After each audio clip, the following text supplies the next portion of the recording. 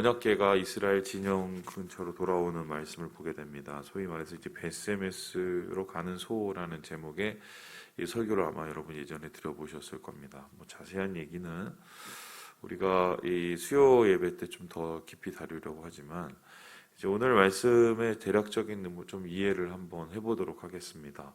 먼저 1절을 보니까 이 블레셋 지방에 있은 지가 7달이라고 하고 있습니다. 그 7달 동안에 어떤 일이 일어났는지는 어제 우리 함께 보았습니다. 이 언약궤가 가는 곳마다 계속적으로 재앙이 일어났고 그 재앙 속에 모든 사람들이 이제 괴로워하죠. 그래서 이것은 포로로 끌고 와서 자기들의 신의 위용을 자랑하기 위해서 놔두려고 했는데 이건 뭐 혜택이 아니라 해가 되기 때문에 더 이상 우리 가운데 놓을 필요가 있겠느냐. 그래서 어떻게 하면 이것을 해결하겠느냐. 뭐 이러한 논의가 시작되는데요. 이에 대해서 이제 복술자라고 하죠. 소위 말해서 이제 점치는 사람이죠. 불러다가 물어봤더니 이렇게 얘기를 했습니다. 우리 함께 3절의 말씀을 같이 한번 읽어보도록 하지요. 3절입니다. 시작. 그들이 이르되 이스라엘 신의 궤를 보내려거든 거저 보내지 말고 그에게 속건제를 드려야 할지니라. 그리하면 병도 낫고 그의 손을 너희에게서 옮기지 아니하는 이유도 알리라 하니. 한마디로 그냥 보내면 이거 뭐 우리 안에서 있는 독종이 전혀 떠나지 않는다는 소리입니다. 그러니까 갈 때 어떻게 보내냐? 죄를 졌으면은 죄값을 치러야죠. 그러니까 손해를 입혔으니까 이 법궤에 대해서 손해배상을 해야 된다는 거죠. 그 손해배상이 바로 속건제였습니다. 그래서 그 속건제에 대해서 어떠한 얘기를 하고 있었냐면 5절에 이렇게 얘기합니다. 독한 종기의 형상, 땅을 해롭게 하는 쥐의 형상을 따라서 금덩어리를 만들어라. 그러니까 금이 총 10덩어리겠죠. 왜 5덩어리씩 2가지였을까? 첫 번째는 5개가 되는 이유는 제가 앞서서도 얘기했지만은 이 블레셋이라는 나라가 도시 국가였어요. 5개의 도시가 연합한 국가였기 때문에 아마 이 종기, 이 재앙이 5도시에 다 번진 것 같습니다. 그러니까 한 도시마다 이것에 대한 배상을 해야겠다 하면서 5개씩을 만들게 된 것이고요. 그들을 괴롭히는 종기의 모습을 만들어서 종기를 떠나 보내는 뭐 그런 의식. 그러니까 우리에게서 병이 나갔다. 뭐 그런 개념으로 하나를 한 것이고, 나머지 쥐의 형상을 만드는 것은 아마 이 앞뒤 관계를 보면은 쥐를 통해서 이 피부병이 옮았을 것 같아요. 그러니까 이놈의 들끓는 쥐도 없애자 이러면서 쥐도 나가라 이러면서 쥐와 이 종기의 형상은 도대체 뭔가요? 그때 만들어 갖고 이제 보낸 거죠. 그런데 이런 얘기를 하니까 좀 이렇게 어떻게 해요? 말도 안 되는 얘기 같잖아요. 그러니까 이 얘기를 이제 그 지도자들이 잘 안 들으려고 했습니다. 그랬더니 이 복술자 혹은 점치는 사람들이 이에 대해서 좀 한 수 더 압박을 하기 시작하는데요. 우리 함께 6절의 말씀을 같이 한번 읽어보도록 하겠습니다. 6절입니다. 시작. 애굽인과 바로가 그들의 마음을 완악하게 한 것 같이 어찌하여 너희가 너희의 마음을 완악하게 하겠느냐. 그가 그들 중에서 재앙을 내린 후에 그들이 백성을 가게 함으로 백성이 떠나지 아니하였느냐. 갑자기 출애굽 사건까지 들먹입니다. 아마 이 출애굽의 얘기가 이 고대 근동사에서 모든 나라에게 퍼진 일종의 큰 빅 이슈였을 거예요. 야, 그때 기억해봐. 그 바로가 그때 그렇게 고생을 했는데 니네도 말 안 듣고 내 말대로 안 해서 니네 마음이 그렇게 교만해지면 바로 꼴 난다. 그러니까 빨리 그냥 보내라. 그래야 이 재앙이 다 끝난다. 뭐 이런 식의 얘기가 되는 거죠. 그랬을 때 결론적으로 그래 보내긴 할 텐데 마음이 석연치가 않은 거예요. 그러니까 일종의 중재안을 냈는데요. 그 중재안이 뭐냐면 암소 수레를 보내는 거였습니다. 근데 그 암소 수레를 왜 보내느냐? 이것을 보면은 이 다음과 같은데요. 7절을 보면요. 젖나는 암소 2마리예요. 젖나는 암소 2마리. 그러니까 수레를 메어보지 않은 젖나는 소 2마리. 그러니까 엄마죠, 엄마. 그 엄마면은 애가 있겠죠, 그죠? 애들이 있겠죠. 그러면 애들이 있으면은 엄마는 애들을 보호하려는 게 엄마의 모습이에요. 그런데 지금 수레를 처음에는 이 젖소를 보낼 때 그냥 가만히 내버려 두면 만일에 우리가 보내려고 하는 저쪽을 향해서 가면은 그거는 이 법궤가 우리에게 벌을 준 거고 애를 쫓아서 저쪽으로 가면 이거 아무 일도 없고 그냥 우연히 된 거야. 그러니까 우리 한번 시험해 보자는 겁니다. 그래서 이렇게 실제적으로 하게 되고요. 결론적으로 블레셋 진영에서 가까운 이 동쪽 이 베쉐메스라는 마을로 이 소 두 마리를 보냅니다. 그런데 결국 어떻게 되나요? 우리 함께 우리 같이 한번 읽어보겠습니다. 12절 말씀입니다. 12절입니다. 시작. 암소가 베세메스 길로 바로 행하여 대로로 가며 갈대에 울고 좌우로 치우치지 아니하였고 블레셋 방백들은 베세메스 경계선까지 따라가니라. 지금 보니까 소가 막 울었대요. 소가 울면 어떤 소린가요? 제가 들어본 일이 없어서 음메하고 울면 그게 우는 거예요? 그 새끼를 놓고 가니까 뭐 그랬겠죠. 그리고 그런데 새끼를 보러 가는 게 아니라 그 동쪽을 향해서 이렇게 가게 된 거예요. 이거는 그러니까 우리가 잘못한 거다. 우리가 이 죄를 이 법계에 대해서 언약계에 대해서 진 거기 때문에 우리가 배상을 하는 게 맞다. 이러면서 이제 다 끝나게 되는 거죠. 그러니까 여기까지의 이제 말씀을 보면 이런 겁니다. 하나님이 이제 그 이스라엘도 못한 일을 한 거예요. 이스라엘 군대는 블레셋에 완전히 패배하고 졌지만 하나님의 언약궤가 스스로 들어가서 하나님이시죠. 블레셋의 모든 신들을 다 평정하고 블레셋 사람들에게 소위 말해서 하나님의 살아계심을 보여준 거죠. 그리고 나서는 개선 행렬을 하고 있는 거예요. 이겼으니까. 이기면 어떻게 됩니까? 여러분 아시겠지만 출애굽에서 이겼을 때 뭐를 들고 왔습니까? 그들의 밀린 노임을 대신하는 보화와 또 여러 가지의 이 옷을 들고 나왔죠. 그런 것처럼 지금 하나님의 법궤 언약궤도 그런 보상을 들고 지금 개선의 행렬을 하고 있는 거예요.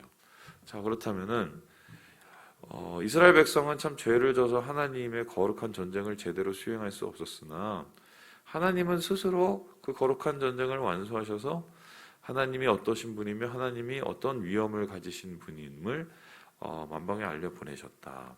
그러니까 이스라엘은 졌지만 하나님은 이기게 되는 거죠. 그런데 이러한 이 모습을 보고 이제 이스라엘 사람들은 어떻게 반응을 했을까요? 법궤가 돌아오는 것을 보고 와, 우리 하나님 대단하신 분, 우리 하나님 이겼다. 우리는 졌지만 하나님은 이기시고 위대하신 분이다. 이러면서 하나님께 영광을 돌리고 찬양을 드리고 그랬어야 할 것 같은데 이야기가 좀 이상하게 돌아가기 시작을 합니다. 우리 함께 14절의 말씀을 같이 한번 읽어보겠습니다. 14절입니다. 시작.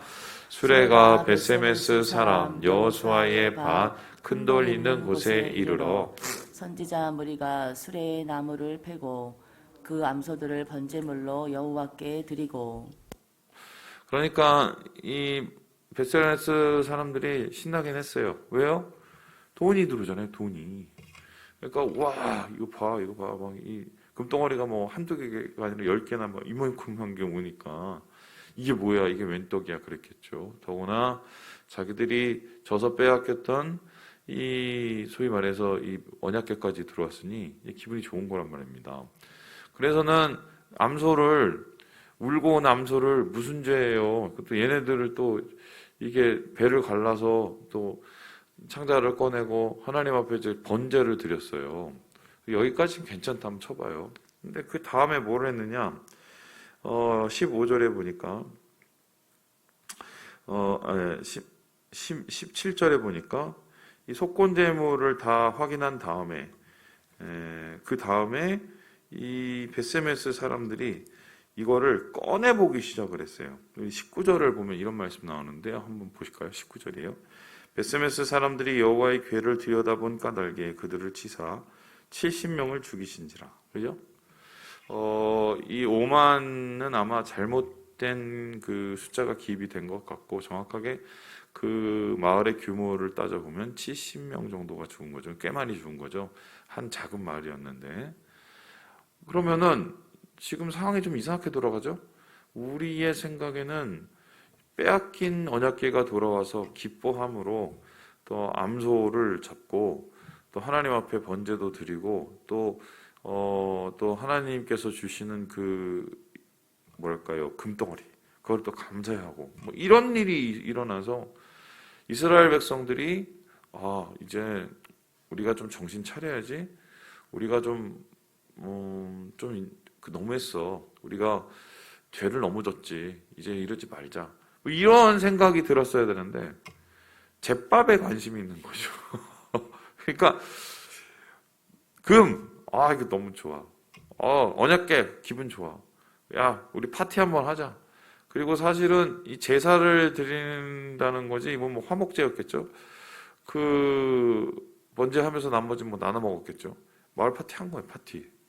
그리고는 그러한 이 굉장히 루즈한, 굉장히 풀린 마음, 그 마음이 뭘로 나타납니까?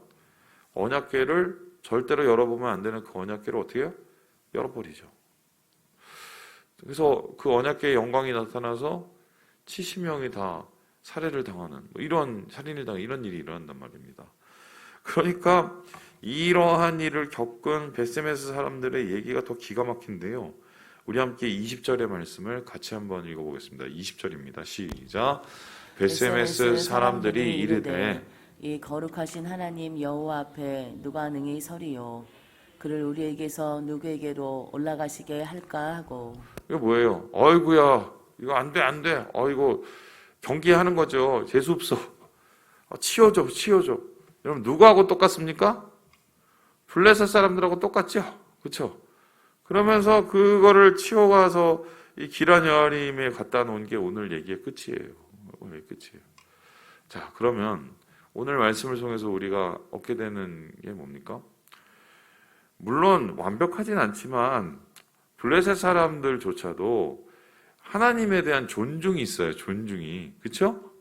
물론 그 존중은 경외가 아니라 뭐 일종의 무슨 뭐 두려움이었겠죠. 자꾸 이 나쁜 일이 일어나니까. 그래도 무슨 애굽의 얘기도 알고 있고, 그리고 자기들에게 일어난 것에 대한 그 해석을 한단 말이에요. 하나님에 대한 두려움.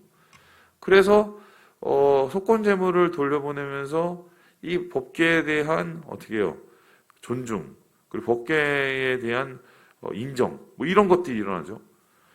그런데 이스라엘 백성들은 이러한 절호의 좋은 기회, 이 베세메스 사람들은 좋은 기회를 전혀 그렇게 은혜가 되는 기회로 삼지 않고 엉망진창, 한마디로 죽는 기회로 삼았어요. 이게 어떤 뜻이냐면요, 은혜는요, 받을 준비가 안 되면 못 받아요.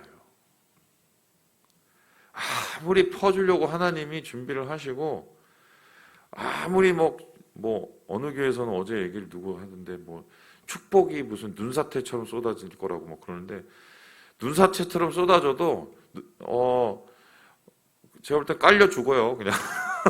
준비가 안 되면. 왜 그렇습니까?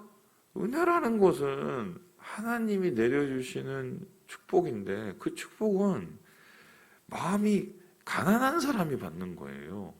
겸손한 사람, 하나님을 경외하는 사람. 그러나 경외함도 없고 겸손함도 없고 낮아짐도 없고 세상 사람하고 전혀 다를 바 없는 그런 사람들에게 이러한 은혜의 기회는 오히려 죽음의 기회, 저주의 기회로 끝날 수 있다는 거죠. 한국 교회의 모습이 지금 바로 이 모습이 아닌가 저는 생각을 해요. 하나님께서 우리를 정말 얼마나 축복해 주셨습니까?